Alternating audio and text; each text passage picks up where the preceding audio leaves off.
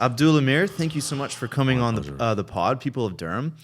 You are a huge community advocate. I'm going to just list a few of these things here. We've got Stop Sprawl Durham, which is phenomenal. I think that's so important. And there is a fine balance between like, we need homes, but maybe not too many homes. we'll get into that. Land over landings, love that too. And I think that the mission has been achieved there, and what we can go over that too. RCRA, I'll let you do that. Rouge Valley Community. Rougemount Community and Recreation Association. Rougemount, yeah, it's perfect. a bit of a mouthful, so we'll call it RCRA. If you will. That sounds good. And you're the VP of that, having co-founded that, I believe.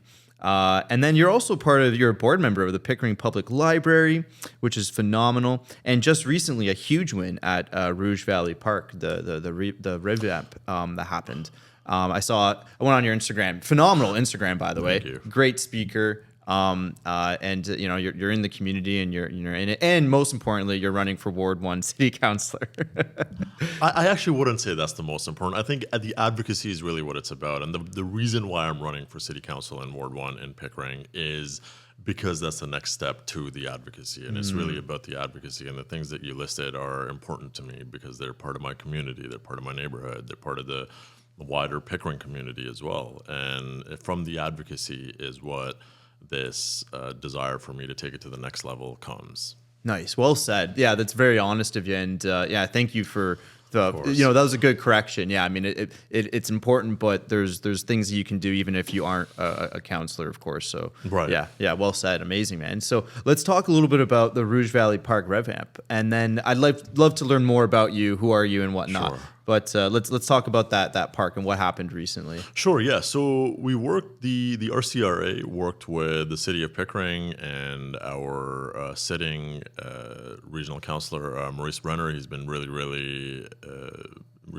helpful in this. Them, the City of Pickering, the park staff, and local families. We worked with them over the last 2 to 3 years to get this park revamped. Initially, the plan was the city has set aside some money to revamp just the basketball court. The basketball court was very small. I shouldn't even call it a court. It was a basketball pad. It was just a patch of concrete with a really old net with no mesh. It was bad. I'm a basketball player, so I can come at it from that angle. It was bad. It was not serving the community. So the city has set aside some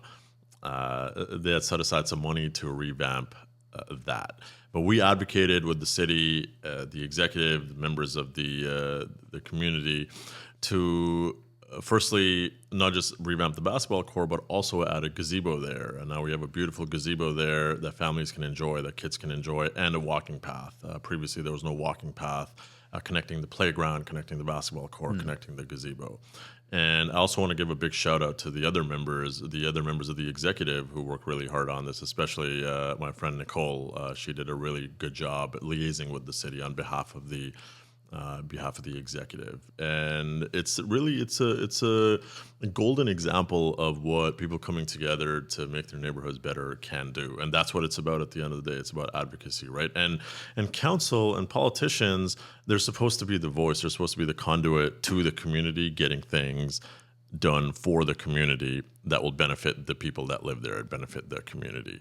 And I feel like this, I want this to serve as a shining example for other people and other communities of what you can achieve. I kind of wish I had a before and after picture to show people. And my friend Nicole was showing me yesterday the before and after pictures of the basketball court before and after. And it's stark, right? And it serves as an example of what a community can do when they come together. Maybe a small example, but it's an example nonetheless of if you want something, go after it. And there's likely others in your community that want it too. And together, when you raise your voice, you can make it happen. Wicked. I love that. What a great metaphor for how to bring community together. And I feel like that's like if we can just choose anything today, it's like here's what can be done, not just something little. Let's make it bigger and come together. And make it happen. Exactly, and it can be done. I think so. This is what I say a lot: that we live in this life. There's always a way to say no, but you have to find a way to say yes. We live in a world of no's. There's walls of no's, and we swim through seas of no's. But we have to figure out how to say yes. There will always be a way to say no. There will always be a way to say no, whether it's too expensive or whether it's this or that or too much work or what have you. But we have to figure out a way to get that no to a yes. What can we do to work together to make what we want happen, especially if it benefits the community? And I think far too many people think that it's too onerous of a battle, too high of a hill to climb. And that's why they don't. They just kind of give up and they don't go for it. I think that's a huge disservice to people themselves and to many communities where there is likely many other people in your community who are feeling that way as well. And if you band together, if you come together, then you actually can make change. And that change starts in your own backyard. That change starts in your own neighborhood. And this is a good example. It's a small community park that's just really for the people in my neighborhood. I live like a 7-minute walk from it, and others live even closer and whatnot. Nice. And we got it done with the help of the city, of course. They were very supportive. And others can too. And I hope this serves as an example to others. That's so great. It's so good to see that a park is given that much love, because, a lot of even events can be held there. Yeah. So with the RCRA, every year for the last 3 years, we hold at least 3 events there, right? Amazing. So we hold the summer street party, which is like a carnival.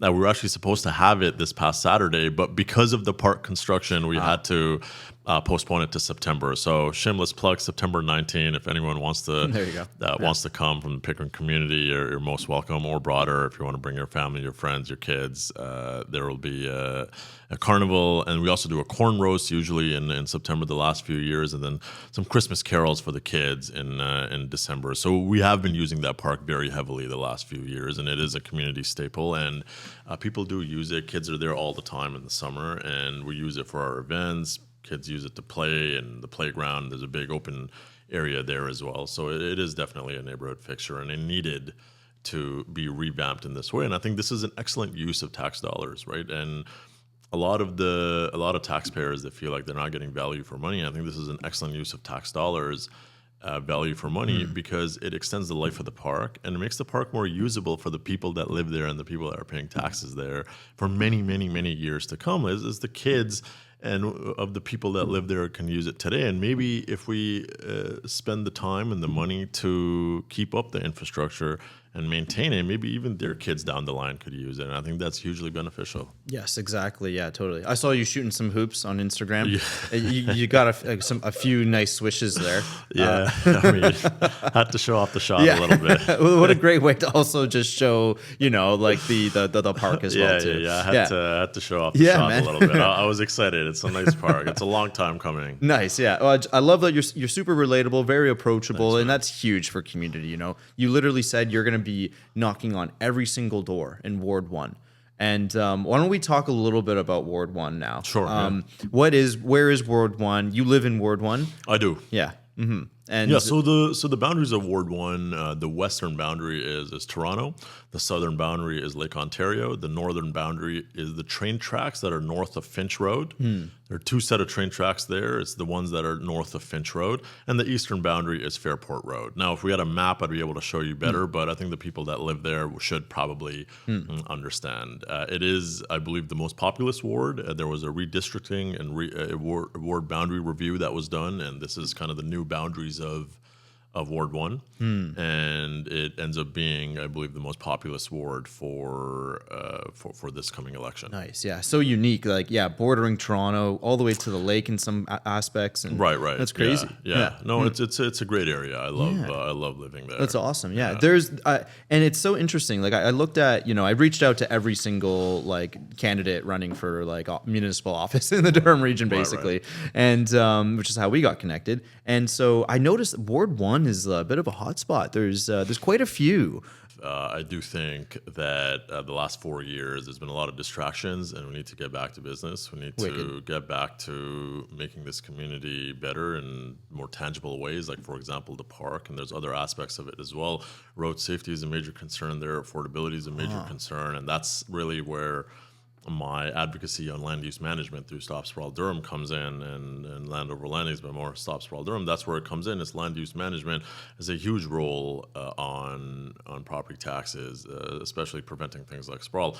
So what I'm getting at is Yeah, there have been a lot of distractions, and I want to get back to business. And I Wicked. want to focus on making the city more stable for businesses, to attract businesses there. The number one thing that businesses value is stability and predictability. And if there's discord on council, if there's discord within the city, then it doesn't make it a favorable business environment. You're absolutely right. I love it. You're a straight shooter. You're just like, let's just just brush it aside. Let's focus on good stuff. Yeah, wicked. And I'm just focused on what I can do best to Absolutely. serve the community. Amazing, man. Let's talk about Stop Sprawl Durham, actually. So you're the co-chair there. And I'd love to, I don't know a whole lot, so this is a great moment to like talk about it. Obviously, it's about halting too much development. There is a fine balance between like, yes, we do need more homes. And it's difficult because especially in Ward 1, like you're bordering Toronto. So Pickering is kind of like a bit of like has a target on its back in terms of like, like provincial and federal obligations of like, we need to build. Right. It's such a tricky thing to balance too. Right. And I think what are your thoughts on that? And what are some successful stories perhaps that have come with helping to run Stop Sprawl Durham and whatnot? Yeah, I wouldn't say it's about reducing development. So really the the purpose of Stop Sprawl Durham, why we started it, was to advocate for building complete communities, Wicked. right? And that's really what my passion is as well. Nice. I want to build healthy, complete communities where you can live, work, play, raise your family, and grow old. And in order to do that, we need to take advantage of what's called the missing middle. So right now we have a bit of a paradigm in this country, in this province, in the city as well, that the two types of development that can exist are detached single-family homes or 50-story condos. And there's not really too much effort or time spent exploring the many alternatives in the middle between those two, and that's the missing middle. What am I talking about? Duplexes, triplexes, low-rise, walk-ups, purpose-built rentals. There's a whole range of housing types that we can explore between those two extremes. Why? Because those two extremes don't meet the needs of the demographics in our communities. Not everyone is going to be fine with $1 million detached home or be able to afford it. And not everyone wants to live in a shoebox in the sky. A bachelor who's going to school, for example, is going to have different requirements than a young family or a little bit older family with teenagers and that sort of thing. And so that's why Stop Sprawl Durham was created a few years ago to advocate for better building practices to build complete communities. And what else do we mean by complete communities? Communities where your doctor's office is a walking distance away or a very short drive, where the grocery store is very close nearby, where the recreation facilities and the parks are within your community and you don't have to go across town.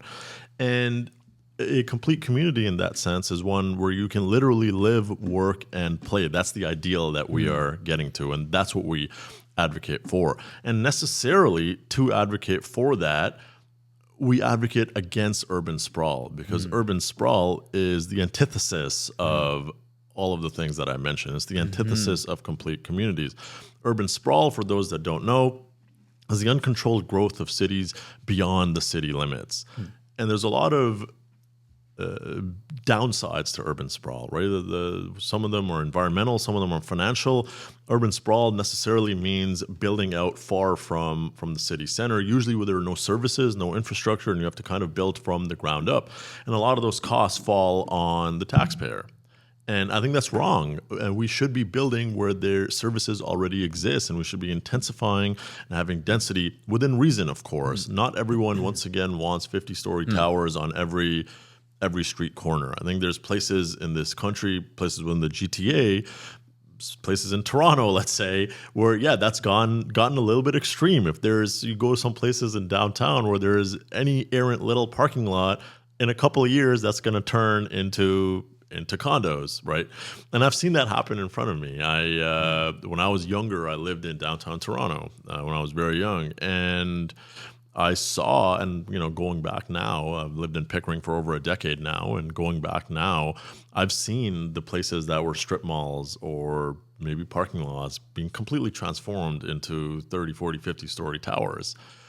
And So really what we advocate for is a standard of reasonableness. It's sustainable, responsible development. We're not against development. We do need development. You know, people in my generation, including myself, would benefit very heavily from development, right? Like my generation and younger, we've been priced out from the housing market. So I would never be against development. I think we do need development, but the right kind of development, exploring all the alternatives that actually meet the needs of the community instead of just building and moving on.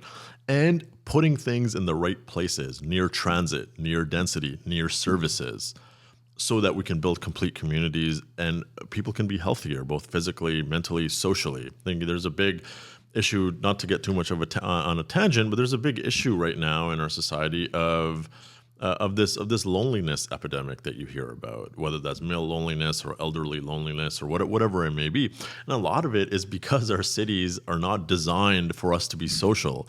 There's this joke about Toronto that, you know, it takes an hour to get from Toronto to Toronto. And you know, like that's not what I want for a place like Pickering, right? Pickering is still small, but it's growing. It's growing. It's projected to more than double in population by 2051. That's the next 25-year projection. And I want it to remain a city that's accessible for people, where people can be social. And in order to do that, you have to be near other people. And sprawling out is the opposite of that. And that's why we advocate against sprawl and for better building practices. Sustainable, responsible development and growth. Well said. Excellent. Yeah, that's huge clarification. Thank you. Yeah, absolutely. Like I think it's of course I always get excited about like development and stuff, but like good development, you know. Right. Again, it's look. So I know this is for social media as well, and this is going to go on social media. But I think the social media world and the attention economy that we live in now makes extreme views makes extreme views really easy to kind of propel. Right, extreme views that we have out there, whether it's on one side or the other side, are the ones that get the clicks, are the ones that get the rage bait and get this and that and get whatnot. But they're not actually helpful for when you're in the real world. And in the real world, you'll find that a lot more people are a lot more reasonable than social media would have you believe. Oh, goodness, yeah. We have a lot more in common than we have in differences with each other. Yes. Yet social media, if you kind of perpetually live on the internet, would have you believe that every Tom, Dick, and Harry down the street hates you and you hate them and you're vastly opposed on many views. When we talk to people, that's not the case. Where I'm going with this is that social media is not a good conduit and is not a good platform, generally speaking, for establishing standards of reasonableness. Whereas in the real world, in real life, we need to establish standards of reasonableness. And that's what this all comes down to. There needs to be standards of reasonableness. Being completely anti-development or being completely pro-development are unreasonable positions to hold because the context matters, contextual clues matters, nuance matters. And that's why having these conversations in the real world and on kind of longer form platforms like podcasts like this, for example, is beneficial.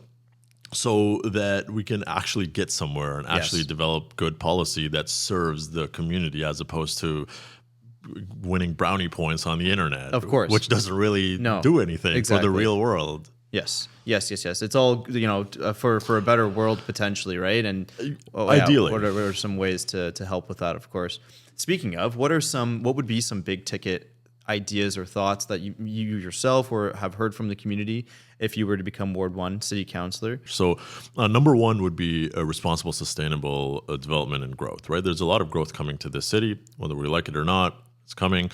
It needs to be managed in a responsible way, such that it minimizes the impact on existing residents, while also giving new residents the ability to live in the city with dignity and with respect, and enjoying all the beautiful things about this city, and especially about Ward One, that we all love living there, which is the access to nature, which is the cleanliness, the relatively decent roads, the good parks that we have, things of that nature, right? And so sustainable, responsible development and growth and managing that growth to prevent things like sprawl. Because I'll give you an example of what happened recently. And it's something that myself and other community advocates have been have been advocating against for over a year, right? So there's this proposal called Northeast Pickering. It's quite literally called Northeast Pickering, and it's located in the northeast part of Pickering. And it's this proposal to bring 70,000 people to the city, right? And almost doubling the population. The idea is supposed to be a city within a city. The problem with it is that it's quite literally in the middle of nowhere. And there's no infrastructure there. There's no services there. It's 25, 30 minutes from the 401, from kind of urban Pickering. It's quite far up northeast in Pickering. Is this east of like Seaton? Like, yes, yeah, it's wow. it's like 15 minutes further from. It's the first Seaton. time I've heard of this. Yeah, Okay. yeah. Huh. So see, and that's part of the problem. A lot of people don't even know. So Northeast Pickering is a development proposal, and it's a terrible idea. It's a terrible idea because with the provincial and federal government routinely cutting development charges over the last few years under the guise of we're going to pass these savings on to consumers, which I haven't seen any evidence of so far. I may be corrected, but I haven't seen evidence of that so far because housing prices are still insane. With the provincial and federal government cutting development charges over the last few years, the burden falls on the taxpayer. It's the taxpayers of Pickering, the people of Pickering and the people of Durham region in general, but specifically the people of Pickering, who are going to have to fund the wastewater systems, the sewers, the pipes, the roads, the infrastructure needed to transform the middle of nowhere into a place where 70,000 people can live. That is bad planning policy. It's a fiscally irresponsible decision. Preventing decisions like those is of paramount importance for council to protect residents. That is the kind of thing that I would prevent and I would advocate for, because I think just being against something is not a good idea. What are you for? I would advocate for building within the urban boundary, building in places like Seaton, which are 60 to 70% unbuilt yet fully serviced. It has all the infrastructure needed, yet it's 60 to 70% unbuilt based on different estimates. Building along Kingston Road, building near the GO station, building near transit. I would advocate for responsible, sustainable development practices such that it doesn't burden taxpayers in the long term. Now, I've also pledged to always be honest and be straightforward with taxpayers. This isn't going to move the needle next year, but it is going to move the needle in the right direction in the next 25 years. So if you're planning to stay in Pickering for the long term, if you're planning to have kids here or have your kids grow up here, this is very, very much of paramount importance to you. The way we plan for 5 years, 10 years, 25 years makes a difference, because we don't want to be having these conversations in 2051 that our property taxes have skyrocketed so much because of decisions we made in 2026 or 2027 or what have you. Right. And therefore, that sort of visionary future planning is important, and that is what I would bring to the table. Well said. A second thing I will say is, again, the biggest issue, one of the biggest issues I'll say, not within the ward, within the city in general, but within the ward, is affordability. And the municipal component of affordability is property taxes. And residents rightfully complain about high property taxes.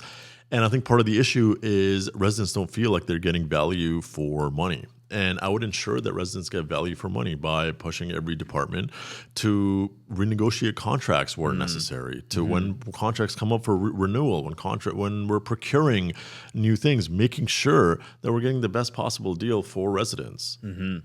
And ensuring that residents feel like their money is being put to good use, whether that's in things like the park revamp, whether that's in road resurfacing, whatever it may be.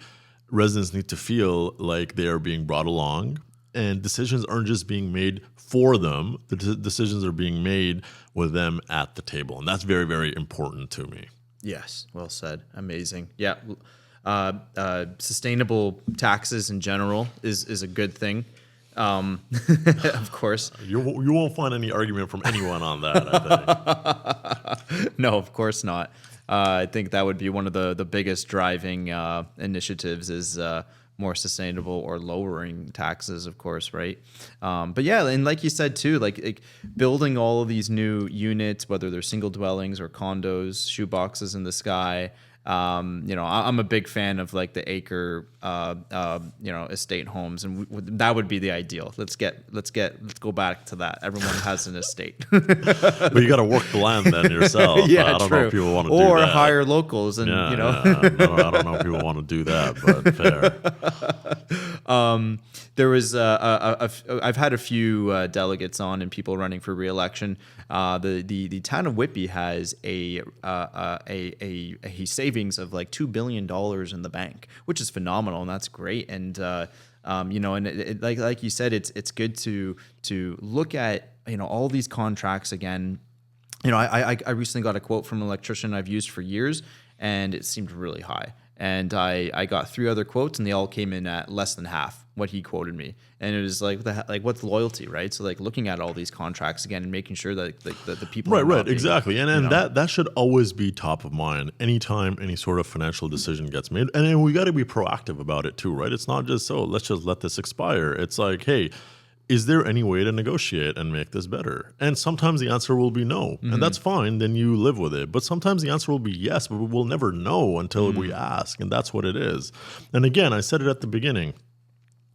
In life, there's always a way to say no, but we have to find a way to say yes. Yes, we can stabilize property taxes. How do we do that? By taking these proactive measures, by going after these contracts and making sure that the contracts that are up for renewal or that are in the middle of their life and procurement practices are such that they are the lowest possible cost with the highest possible value. We don't want to do the lowest possible cost, period, because you do also want value out of it. So where is that middle ground? Where is that?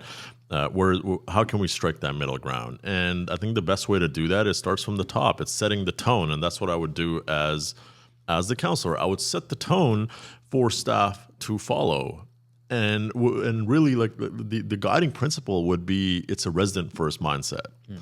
We have to put ourselves in the shoes of the residents and how they're feeling and what value they think they are or are not deriving out of this, and the property taxes that they're paying. They have to feel some value that they're getting out of it. So it's a resident first mindset. Yes, absolutely. All the shareholders are, and they're called shareholders, right? They are the citizens, and when you vote and you actually get out there and vote, and your voice is truly heard, and you vote for the right people, and then if the councillor doesn't do a good job listening to the people, then he loses next time. I mean that's ideally how democracy is supposed to work. It doesn't always work that way, unfortunately, but that's ideally how it's supposed to work. Yeah, absolutely. Are you a family man? Do you have? Are you living in Ward 1 with little ones? And I don't have kids, no. But I am a family man. I do love my family very much. It's really the driving force of why I do what I do. My family, my friends, my neighbors, my community, I love them all very much, and it's really why I'm doing this. It's why I've done any of my advocacy, is because, and I do live in Ward 1, and that's why it's important to me. And a lot of the stuff that I've done is local to either Ward 1 or local to Pickering itself. Yeah. You mentioned actually earlier one of the big wins of Stop Sprawl Durham that I forgot to mention. Right. And this brings up the local aspect of it as well. Excellent. And really it was one of the main, let's call it the impetus for the start of my time in the public eye and of advocacy, which has led me to this point now, was when the provincial government removes nearly 7,000 acres of land from the Greenbelt. Almost 5,000 of those acres of land were just 10 minutes north of my house in Pickering. And so it was quite literally in my backyard. Right. And so I had to get involved. And one of the big wins we got with Stop Sprawl Durham is we mobilized, we organized, we held rallies, we held telephone drives and literature drop-offs and all sorts of things of that nature on social media, in real life, and delegating a council and getting people together, and worked with other communities from across the province, as far as Hamilton and Guelph and what have you, and even further. And the win that we got was through that sustained pressure on the government, we got them to put that land back in the Greenbelt, which people thought was not possible. Yet with that sustained pressure, we, along with the help of other environmental groups and land use management groups and citizens generally, we held, I believe it's the largest rally in the history of the city. I think like 500 people showed up outside the local MPP's office in 2023 when we held this rally. Yeah, Right. And this is people just showing up on like a Saturday afternoon because they care about their community, and that was a big win. And I'm saying this not to pat ourselves on the back. I'm saying this more as an example to people once again that advocacy makes a difference. Right. If you care about something in your community, raise your voice, get together with other people that care about the same thing and raise your voice, because then your voice will be heard, and then you can take one step to the next step to the next step, and the universe opens the path for you towards what you need. Not to get too spiritual about this, but that's what it is. It's advocacy makes a difference. We got the win with the Greenbelt lands. We got the win with the airport. And I'm not going to take any credit for that, because it's people who came before me who were fighting for the past 52 years against this ridiculous airport proposal, and they got the win finally last year. And that's another win, literally, of grassroots advocacy, of people fighting since the early 1970s, way before, like decades before I was even born. Yeah.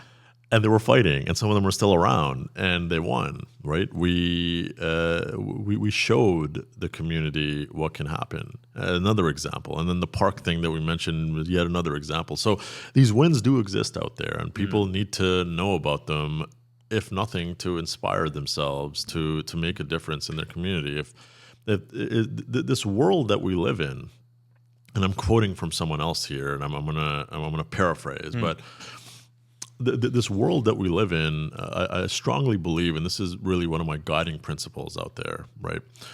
This world that we live in was created by people no smarter than you or me, right? It was created, and as such, if we want to make a change, if we want to make a difference, we are able to. In the same way that the people who came before us built the world, we can also build parts of it and change parts of it. And we all have a choice of, and there's no right or wrong answer here, we all have a choice of either moving through life as passive observers, and there's absolutely nothing wrong with that, or moving through life as active participants. I think it's a much more interesting experience to move through life as an active participant, where you are affecting the world around you as the world around you is affecting you. And I'm paraphrasing, I believe it was Steve Jobs who said something to that effect. And it guides me a lot, right? It guides me towards what I'm doing, where it's like I don't have to just go through the world and accept it for what it is. If there's something that I don't think is right, if there's something that I feel I can do better, then I actually do have the power, living in this amazing country, in this amazing province, for by and large, despite what the social media rhetoric will tell you, we are very lucky to live in a place where by and large, you can have your voice heard at a minimum, you can organize, and you can meet up with other people to affect change around you.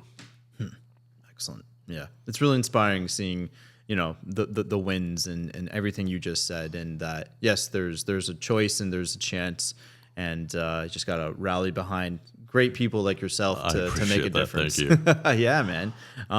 And like, wow, yeah, and it's no small feat. Like 5,000 people coming out to say no to the Greenbelt being like activated, and then it being put back. Like that's incredible, right? And there's so many people involved in that. Obviously, not just yourself, and that's what makes you a potential great counselor too. Is you're well connected with the community already. I appreciate that. And so you've got connections, which is huge, and that's how you make things happen, right? So you're a great candidate potential, right? And just obviously with the wins you've done, and I think like a huge thing is like education. For instance, like if I don't think a lot of people even realize that like the reason why we have a Lake Ontario is because the land goes a little bit like this towards the lake. Right. So if you develop in the northern parts, those are like the trees absorb water and the rivers go down. Yeah. And honestly, one of the biggest aspects of all of this, like obviously I hope to win, and God willing, I intend to win.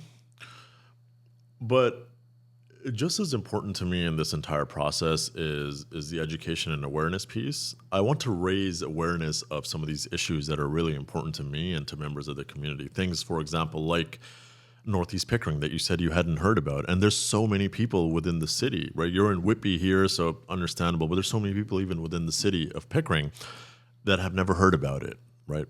And I think at a minimum, we need to be informed. At a minimum, we need to be aware of what is going on.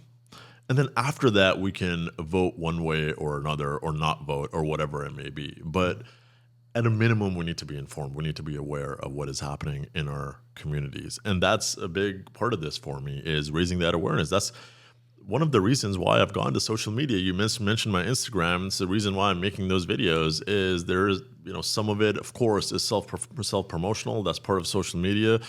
But a lot of it is it's really informational. I want to raise awareness of issues. I want to raise awareness of things that people don't know about. Even some simple things that may be simple to me, but are maybe not simple to other people. And I accept and I understand that people live busy lives, right? There's work and there's kids, and then there's barely any time in the day, and there's commuting and this and that, and a lot of us are in the same boat on this capitalistic treadmill that we're running on, unfortunately. And that's a different conversation for a different time. We can have a whole podcast about me talking about that. But I understand the time constraints that people have.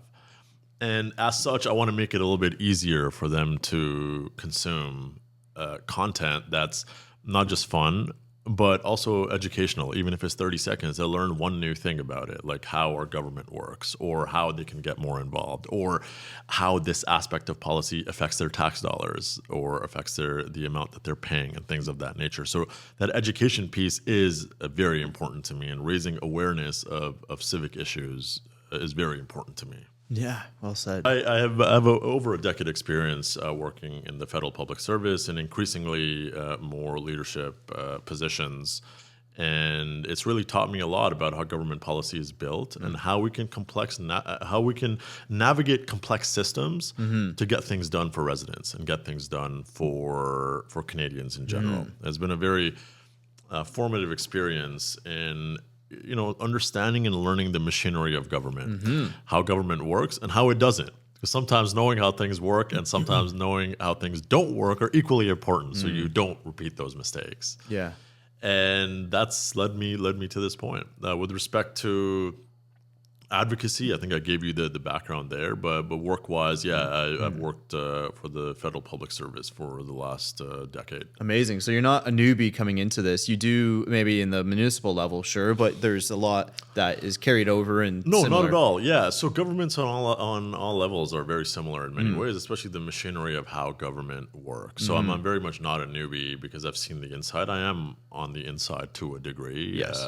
Maybe not on the political side, but more on the staff side. But that's also what makes me perfect for this role, because I know how to relate with the staff, having served in that position and currently serving in that position in my day job. Yes.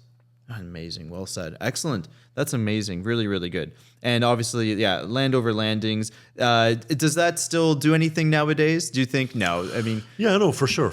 So now the big battle for land over landings is that the airport has been canceled, but what are we going to do with the lands themselves? Oh, okay, yeah. And land over landing's position is to have all of the lands put into Rouge Urban National Park. Wicked. And be used, and this is a position that I support, and to be used for agricultural and agri-tourism purposes. The latter is a position I very much support, because we do need to generate more economic value for the city. And a great way to do it, why not use our natural heritage and our natural resources that we have? We need agri-tourism businesses up there, right? Things like apple picking and fruit picking, and I know in Stouffville they have like this treetop climbing and things of that nature. I think people really are looking for that type of thing, and we have so much land, so much beautiful land that was expropriated for the airport unjustly, I may add. Right. And that's their position. So that's what they're advocating for now. And it's not that simple, because this land is owned by the federal government. And so there are a lot of players involved with different motives, and they want different uses for the lands. And so the advocacy work for land over landings very much does continue, and they're doing a really great job in the background. A lot of people don't hear or know about a lot of the work that the hardworking people at Land Over Landings are doing. But that's really what they're doing now is the advocacy of having these lands added to Rouge Urban National Park, and then using them for agriculture and agri-tourism and other such creative, outside-the-box thinking type uses for these lands. Nice. Yeah. What a best of both worlds. Keep the beautiful land, and you can make some money off of it too, which exactly, is huge. Exactly. Right? Yeah. I'm thinking like Ganaraska Forest. I live in the furthest Durham region. yeah. Actually, a good friend of mine, his parents live in Garden Hill, so not too far from the Ganaraska Forest, just north of Port Hope. Right. And I visit them a couple times a year, and I've been to Ganaraska Forest many times. It's Yeah, a beautiful spot, right? Yeah, and every time I've gone, right. It's been packed. I know, right? There's so many people. Still lots of activity. Exactly. Even like weddings are there. The trail system's beautiful and well maintained. Yeah, exactly. And so like you don't need to just have land do nothing. You can still keep beautiful. Exactly. land. Yeah. And again, I think that requires a paradigm shift, right? Like if there's a piece of land that's not being actively worked on or developed, the paradigm that we've traditionally had as a society is it's fallow. It's just sitting there. It's just land. It's ripe for development. But it doesn't have to be that way. We can extract other uses and other economic value out of the land that's sitting there. An example would be of Ganaraska Forest. Another example would be of the various farmers markets and fruit picking and other ecotourism activities that are becoming more and more popular, right? We just got to think outside the box and expand our paradigm, or radically shift it if needed. Into and this comes back to something that's also very important that I think we don't pay enough attention to. We can't use the thinking of yesterday to solve the problems of today and tomorrow. We need to use the thinking of today and tomorrow to solve the problems of today and tomorrow, and adapt our thinking along the way. Because the thinking of today will be obsolete tomorrow, especially with the extreme pace of technological advancement, and when it comes to things like LLMs and AI and that sort of thing. But not just that, but everything else as well. And so I think we fall collectively, societally, into this trap of using the thinking of yesterday to try to solve the problems of today and tomorrow. Yes. Yet the problems of today and tomorrow that my generation faced, let's take the housing crisis, for example, are very, very different than the problems of yesterday. The housing prices are out of control. Everyone knows that. And a common thing that we hear is, like in the 1980s, or the 1990s, the interest rate was double digits. It was like 15% or 19%. Well, houses also cost maybe 1.5 or at max 3x average income. Now they cost 9x average income, right? Over the last 25 years, wages have grown on average in Canada, in Ontario, let's say, by 85%. Housing prices have grown by 200%. See, even that disparity right there is very, very different. So it's a very different world that we live in. And this example of the land and using outside the box thinking is very. It applies to the general principle of we need to adapt new ways of thinking and new ways of problem solving to solve the problems of today and to solve the problems of tomorrow. And we cannot use the thinking of yesterday to solve the problems of today and tomorrow. Yeah, well said. I think that's great. There's so much there, and there's so much unknown, and hopefully we do have the solutions come to us. Speaking, and that's exactly why I think it's of paramount importance for young people to get involved, for young people to have a seat at the table. Because, and this is what I preach to the young people that I know and people my age and younger, is listen, whether you like it or not, the decisions are going to get made, whether you're at the table or not. The council meetings happen every last Monday of the month. The decisions are going to get made, whether you're at the table or not. And those decisions are going to affect you and your property taxes, whether you like it or not. So it's in your best interest to have a seat at the table or have a representative like myself who will be looking out for your best interest by having a seat at the table for you. Well, how's it been? Door knocking. You've met tons of new people probably, or you've seen familiar faces as well because you're in the community so much, and so you've already got a great head start of a good backing, and people thinking like, oh, Abdullah's running perfect, excellent. I know he's got a good track. I'd like to think so, but I don't want to. Really, the only thing that matters is what happens on October 26th. So I'm not going to count any chickens before they hatch. No, of course, yeah, and you're going to be hustling, and sure. It's a good thing you don't have. It's a good thing you don't have children, because I'll tell you, they take up a lot of time. Oh, they do. Yeah, after you have kids? I do. I have one girl who's got boy energy. She's almost 2, and then I'm expecting. We're expecting a boy. Oh, wow, in October. Thanks, man. Wow. Yeah. In October, okay. Yeah, it could be a big month for both of us. Yeah. That's true. Yeah. What's interesting about October? I have so many friends with October birthdays. Oh yeah. Yeah. Close friend of mine got married in October. Multiple close friends of mine, their birthdays are in October. It's a great month. October is a great month. Yeah, it is. We actually it's fall. We purposively timed it. It's a semi-sad thing, but also a smart thing. It's our slow season with running our business. We do lots of real estate media, and so we're like, because we had a baby July 31st, our first kid, and it was like the thick of it. Like still, like August was busy, September was busy with listings with real estate media, and then we're like, hey, if we do this again, baby's going to be born in October. Right. Yeah. And luckily we got it. Look. I mean, I don't think there's anything wrong with that. No. It's you gotta make it work for your life, and it's better for the kid too. At the end of the day, they'll get more dedicated, devoted attention. Absolutely, so, there you go. No maternity leave for us. We don't pay into EI. We as much as we could. It's just then my wife is so integral to the business, it doesn't make sense. For sure. Yeah, yeah. Like I understand. we couldn't even if we could. Just obviously having a good game plan to raise a child. Are you single? Are you with someone, or any plans? Or I'd rather not comment on my personal life. Okay, cool, man. You got it. Not a problem. I was gonna say give you the air to. No problem.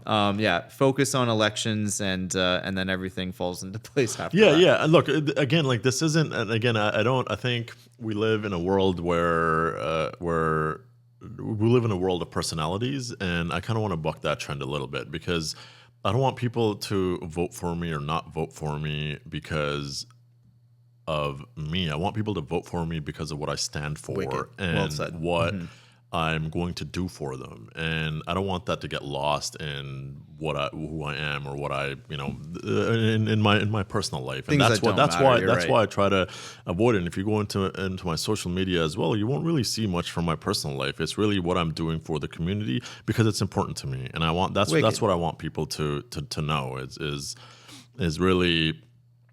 What does Abdullah Mir stand for? Wicked. What are Abdullah Mir's principles? Because at the end of the day, and I'll stand on this, which is really all you have in this world is your morals and your principles and your character, right? And that's really all you have. At the end of the day, everything washes away, but those are the things that make you who you are. Yes. And that's what I want to be judged on. That's what I want people to vote for me or not vote for me on. Well said. Yeah, not to muddy the water with anything distracting, things that truly are not relevant. And so, well said. There is something to be said about that. So, thank you for sticking to it. And yeah, absolutely. That's as like a podcast host, I'm always just like, get to know people, and like, I understand. Feel free to say whatever you want, but also not to as well too, right? And there is a value to that, right? And just like focus on what matters. right, exactly. I mean, we live in a world of distractions. I'm not above that. I'm constantly distracted too. I'm on my phone all the time as well, and I think I don't want to add to that, right? I want the focus to be on the issues. Yes. Focus to be on what really matters. Gotcha. In the community, especially for the people of Ward 1. Absolutely, yes. Yeah, I'm thinking of, because I do have like I usually have like a rapid fire series of like what's some nice places to visit in Pickering Ward 1, but now I'm worried about asking. No, we can. I'd be happy to answer that question. Okay, cool. Yeah. So what are some? Listen, you can ask whatever questions you want. That's fair. You'll decide if you want to answer. Exactly. So listen, free speech goes both Go ways. for right? it. So some good places to unwind, or places, some shout outs for some businesses. So my absolute favorite place to go, and this isn't a business establishment, but my absolute favorite place to go is, and I feel so lucky that it's so close to me, is the waterfront. It's the Rotary Frenchman Bay West Park. It's beautiful. It's right by the water. We got Lake Ontario right there. We got a nice beach, beautiful boardwalk. The city built great washrooms last year as well. And if you're coming from outside of Pickering, because I know your audience is across the region, parking is in effect. Paid parking is in effect from May 1st to October 1st. But if you're a resident of Pickering, they waive that for you. Oh, that's cool. It's my absolute favorite place. And water is my happy place. It makes me. There's a level of serenity and calmness when you're near water that I feel, and that place is just, it's so beautiful, and it reminds me every day, and I'm there most days of the week during the summer, to be honest. It reminds me of why Pickering is such a beautiful place. And I've told people this for a long time. I love Pickering. It's my chosen home because it's the perfect blend of urban and rural living. And I can't think of any other place that has this type of blend where it's a full-on city in the south, yet there's patches even within the south where you feel like you're so far removed from the city. You're in like cottage country, and that's one of those places. And then you drive 10 minutes, 15 minutes north, and it's all farms and fields and trails. And there's a beauty to that where you can have the best of both worlds by being in this city. So Rotary Frenchman Bay West Park is one of my favorite places in the entire city. In terms of kind of places to go, honestly, I'm not a huge, I'm actually not a coffee drinker at all, but I have, on occasion, I'll drink some green tea in a really great place. And I don't generally plug or like to plug kind of more corporate businesses. I prefer more mom and pop. But in this case, while the name is corporate, it actually is still independently owned. It's the Second Cup that's in Pickering, that's down the street from me. Yes. And Second Cup, it's they're all kind of independently owned now because the company has kind of gone by the wayside. It's owned by this great couple, and it's a great place for the community to hang out. And they always have great tea and a bunch of exotic coffee flavors and great desserts and whatnot. And it's just a great place to hang out. They have a nice patio. It's in the Steeple Hill neighborhood in Ward 1. And that's where I would recommend people to go. That's kind of my go-to coffee spot. And another one I discovered recently is called Big Bite Grill. This is literally down the street from me. It's a little diner. It's been around for about 3 years. They have options from coffee to burgers to whatever, and that's another place that I like going. Awesome. Well, actually, one more. Tiano's Organics. Cool. Great spot, run by a man named Mark Tiano. He's been very, very helpful for us in the corn roast that we've done for RCRA. He's generously donated. He doesn't like attention, but I'm going to give it to him anyways. He's generously donated all the corn for our corn roast over the last 2 years, and I'm sure he will this year as well, but no pressure, Mark. He a great guy, great store, all sorts of organic goods, vegan options as well for those that are into that, and also some meat options, but they're all organic, and he's been a neighborhood fixture for many years, and I'm a big fan of the store.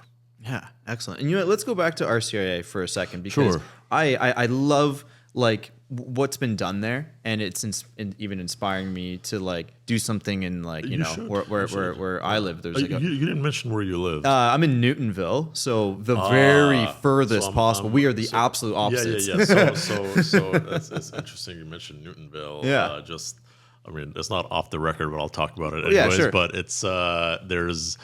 I don't know if you're familiar, but there's like this farm there where they have like these Highland cows. Yes. You're familiar with that? Yes. And my sister and I are planning on visiting over the weekend, and Well it done. looks amazing. And I messaged the guy on Instagram just a few days ago. Yes. And, it's a ton of fun. I'd never heard of Newtonville before that, but it's funny that you now mention. I love that. Newtonville. I love that. Like even people in Durham, Whitby, Oshawa, Ajax, even like Bowmanville, they're like, Newtonville. I'm like, Yeah, exactly. And now I know Newtonville because of that farm that I'm planning to visit. Yes, very rural living, kind of like God's country a little bit, but also like lots of very modern thinking and fresh, like support. Community is incredible. Good. No, I'm glad to hear. Yeah, and the entire Clarington waterfront too, from Curtis, Bowmanville, Newcastle to Newtonville, and in between has this huge waterfront master strategy plan, which is so great. I'm so excited for it.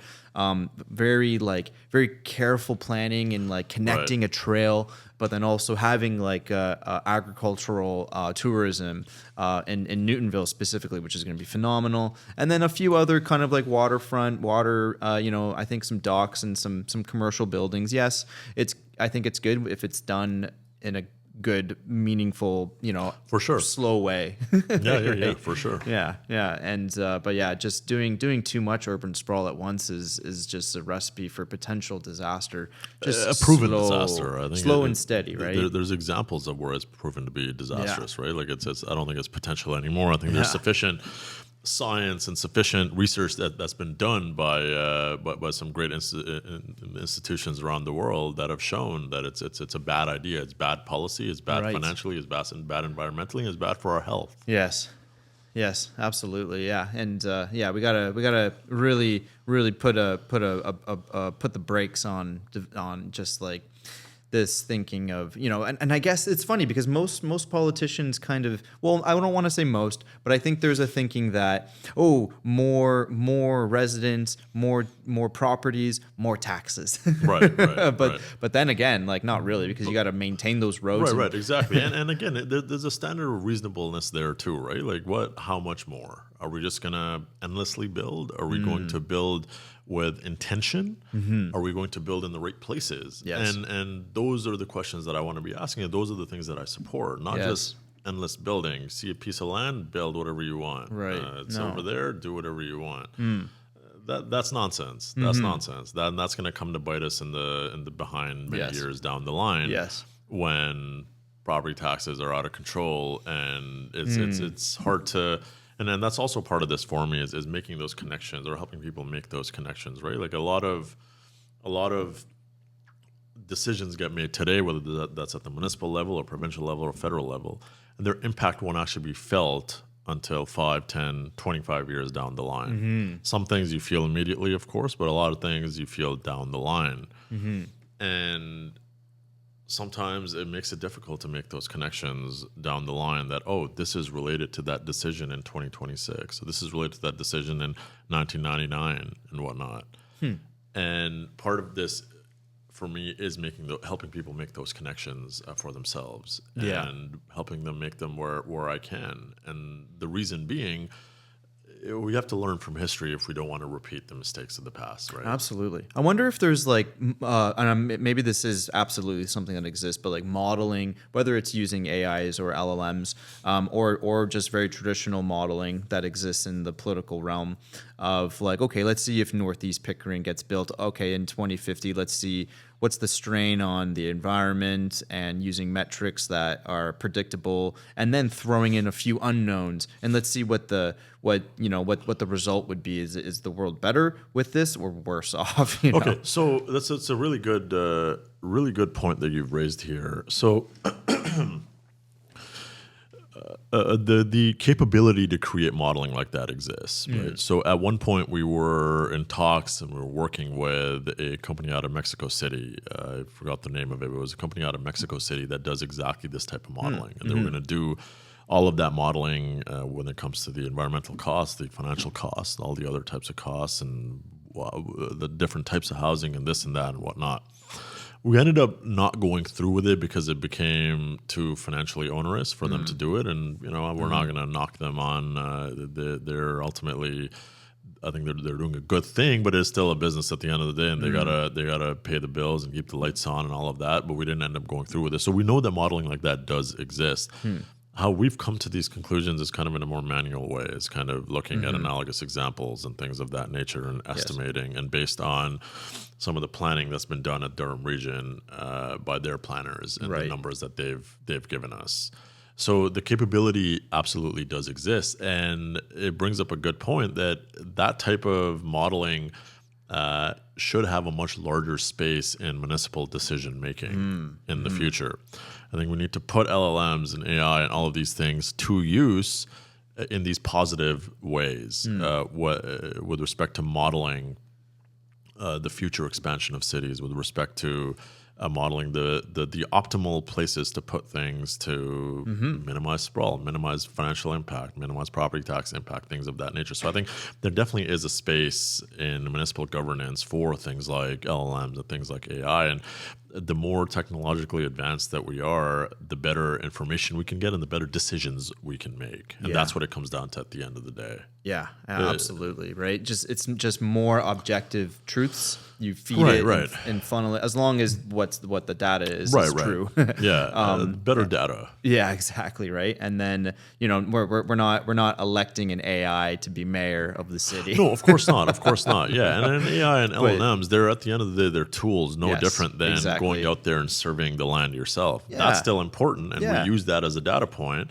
But these models can help us make better decisions. And at the end of the day, I got to still make the decision. I'm happy to make that decision. That's why I'll be in that position to make these decisions. But if these models can help us reduce financial impact, they can help us with respect to increasing the quality of life of residents, then this should be included as part of municipal governance. And this is the forward thinking that I want to bring to council, where I want to be early adopters of best practices, not just when it comes to technology, but when it comes to planning as well. Yeah.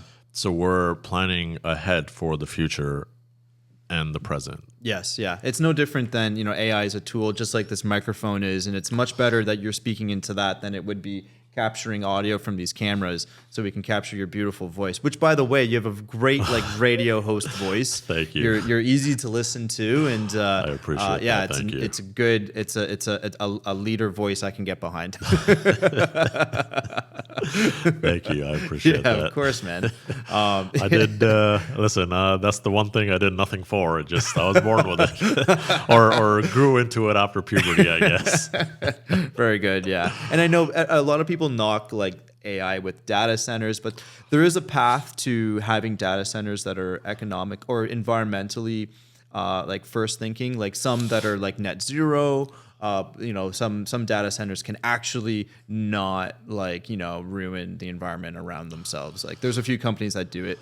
Not all of them do it, of course, but there's a path forward that you can be a green kind of data center. I think the concerns regarding data centers are very much real, especially the environmental concerns and more the health concerns for the residents that live in the area surrounding it.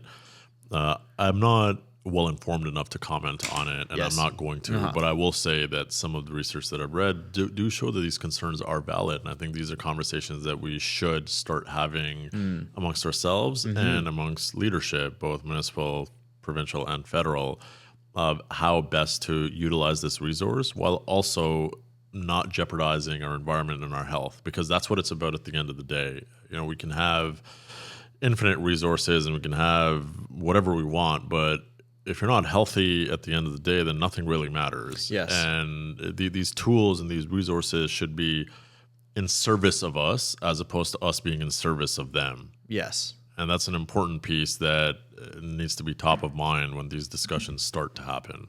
Yes, exactly. Absolutely. Yes. We, a healthy community. Pickering's got a nuclear facility, which is beautiful, though. Nuclear is pretty green, and for the most part, and they're actually doing a refurbishment to extend its life by 30 years. Yeah, phenomenal. Canada itself is just great, and especially Ontario with leading the G7 with nuclear endeavors, right? And that's why, the Port Wesleyville area, and I know there's a community in Wellesley, I think neighbors of Wesleyville, if I'm not mistaken. They're probably all against it, I'm sure. And I'm on the fence. I'm not sure. I'm not right beside it, so I'm not close enough that it would matter. It's kind of a 10-minute drive away.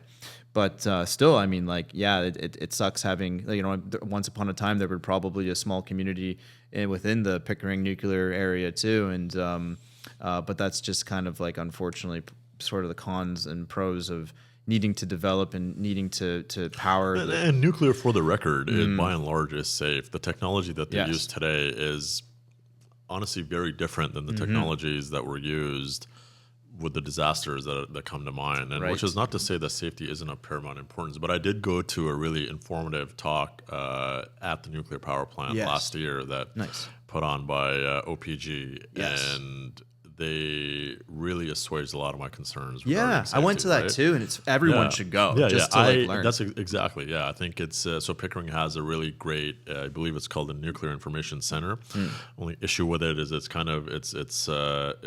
open during work hours. So if you're working, I've lived here for over 10 years, and I didn't get a chance to go until basically last year because I'm working during the day. Maybe they should have some recordings. Yeah, exactly. So this event actually was in the evening, so it was the first time I was able to go to the Nuclear Information Center, and recommend everyone go there. It's very amazing, very informative, and that presentation especially assuaged a lot of my concerns regarding safety. One of the biggest things is the vice president of site operations lives a 10-minute walk away, so he's probably not letting anything happen there if him and his family live a 10-minute walk away, right? Literally in the neighborhood. But also, don't quote me on the numbers, but they have like a 1,300 or 1,500 person team dedicated to safety, whether it comes to that's amazing fire or nuclear, whatever it may be. And obviously, safety is of absolute paramount importance to everyone, including to myself. And my understanding after that presentation and doing some reading is the technology that's being used there is, by and large, it is safe, especially with the precautions that have been taken with respect to an entire dedicated team for safety. Anything can happen at the end of the day. You never know, like I didn't even know until a few years ago that there was a hurricane in Toronto in 1954, Hurricane Hazel. You hear about hurricanes in the Caribbean, southern United States, but here it was. There was a full-on hurricane, caused a bunch of damage, hundreds of millions of dollars of damage, right? Anything can happen anywhere at the end of the day, but we can take the best precautions that we can, and then you hope for the best. And by and large, I'm not living in Pickering. I'm not worried about the nuclear power plant. I think it's a great thing. It's firstly clean energy that we need, and secondly, it's a lot of good jobs for people that live there. And what's not to like about that? Absolutely, yeah. It's probably the best of all the green technology. Like windmills, I don't even think they produce enough to offset how much it costs to build one. Unfortunately, I think this was years ago too, but let's say it's like $2 million to build one. They only produce maybe 1.9 in the life of the wind turbine, and I could be completely off. Like it doesn't generate enough to even build one, but they still build them because there's green credits and initiatives to do all that. But yeah, like I won't comment on the science of it. Maybe it's perfectly safe and whatnot, but I'm sure if you live beside something that's vibrating at the core of your DNA, it might make you sick over time. I'm not sure. About Who knows, right? Yeah, maybe I'm completely not. I'm not sure. But yeah, nuclear is good. It's proven. Exactly. And small modular reactors are also great too. Can probably service the Northwest Territories because it's nice and cold there too. And obviously building and getting the materials up there is going to be a challenge, but lots of good with SMRs and whatnot. For sure. And nuclear fusion itself too is just going to be like great. Like a few years ago, if we get there at an economically viable, hopefully AI can figure it out. Like AI is doing some crazy, amazing things. A decade ago, we couldn't even get past like a second of like nuclear fusion, but now we're like up to like a minute of holding it. Oh wow, I didn't know that. Yeah, wow, it's pretty crazy, and like it just needs to get to a point where it's not breaking apart and it's actually producing more than it's being like how much is being spent. Right. There needs to be a net positive energy, obviously, for it to be financially and commercially viable. So we'll see. It's always 40 years away, but maybe it's more like 20 now. Who knows? I mean, let's see. Yeah. Man, yeah, thank you. Yeah, well, we talked about everything from parks to nuclear fusion just now. That is quite the range. Thank you so much for coming on. How can people find you and help support you if they want to volunteer or just keep in touch? Yeah, so there's a couple of ways. You can go to my website, abdullahmir.ca, and hopefully you can link that in wherever you post this. You can follow me on socials. It's all the same. It's the Abdullah Mir, TheAbdullahMir. Facebook, Instagram, TikTok. I'm on all of them. And you can call me directly. It's 289-992-3647. Or you can email me at votemirward1@gmail.com. Fantastic. Excellent. Any events coming up people can expect to or to be determined? To be determined. But I believe at the end of June the 25th, there is a kind of meet and greet type thing at KCR Bar and Grill in Pickering in Ward 1 for Ward 1 candidates. Someone from the community is organizing it. I'll be there for sure. And otherwise, there's, it's somewhere every weekend there's events going on in the community, and I'll be at as many as I can. This weekend, there's one going on in West Shore. There's a neighborhood there in Pickering. Followed by one down at the Yacht Club. I'll be at both of those, so hope to see people there. Wicked, man. Thank you so much for coming on. I think there's so much good. You got a good head on your shoulders. I appreciate that. Caring about the community is the utmost biggest thing that I think any voter is gonna care about. And obviously, you there's a giant green check mark on that one that you've got. I appreciate that. So yeah. You're a good community leader, man, and keep it up. And thanks for coming on. Best of luck on your run, and we'll see you around. Yeah, thank you. My pleasure. Thank you so much for having me. You're welcome. Thanks, man. Thanks.